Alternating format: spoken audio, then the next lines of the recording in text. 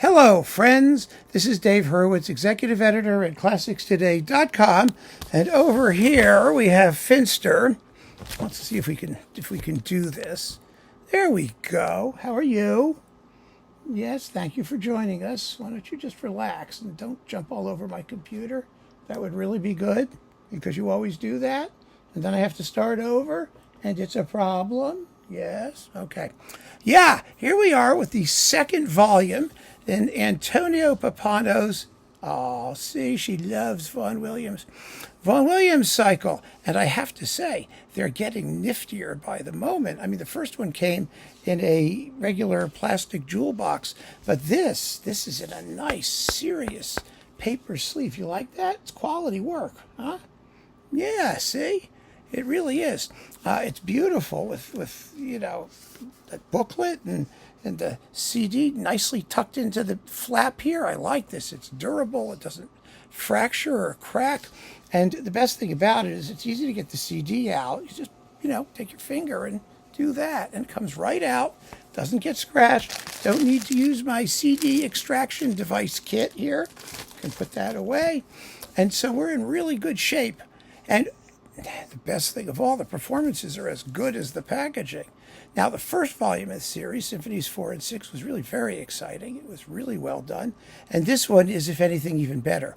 It features Symphonies 5 and 9. And Finster's particularly fond of the ninth, aren't you? She likes enigmatic music.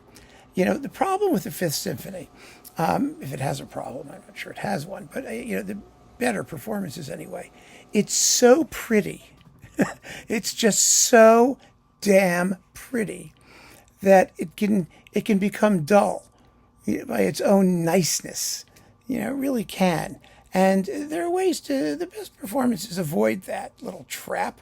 They avoid it by, creating an atmosphere of really hushed intensity, for example, in the Romanza, which he does, or by keeping the outer movements flowing nicely ahead so they don't just lay there going ya da da da da endlessly, which he does. I mean, the final Passacaglia has a nice feeling of momentum. There should be like an underground current running through the whole movement. The first movement actually is very, remember Yehudi Menuhin's performance? Very, very underrated. One of you mentioned it recently. It was another one of those performances, not sentimental, but pure. I mean, that's what you want. There has to be a purity, a simplicity, an inevitability. Anyway, Pappano captures all that. The scherzo also is terrific. Really swift and really mysterious. It's marvelous. And Finster was really dazzled by it. I know you were, weren't you, honey? Yeah. So it's terrific. But the ninth is, if anything, even better. The ninth is, like I said, and as Finster agrees, an enigmatic piece, a very enigmatic piece. I mean, just think about the ending. It sort of has this patchwork construction, and then there's this huge brass exordium, sort of dissonant and anguished, and then it stops dead, and then crash, the harp's going, and that's the end.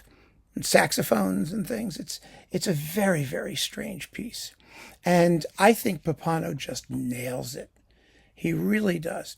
I mean, the opening movement is passionate and full of sort of angst, which it has, and it should have plenty of angst.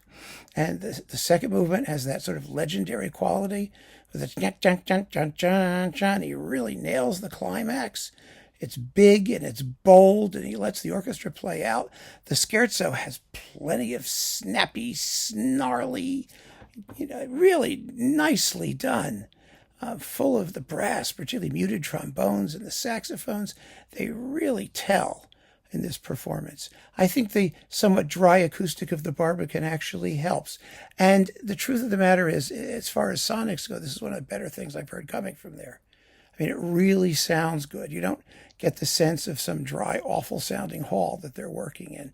And then the finale. The finale, once you get it in your head, it basically consists of 3 or 4 kind of sections that ends with a refrain. And the refrain is ya da ba ba. It never comes back exactly the same way. and it's really inevitably focused in this performance. I mean, they play marvelously. It's really great. I was totally thrilled that there's great Vaughan Williams happening, and I'm really looking forward to the next one. I mean, so far so good.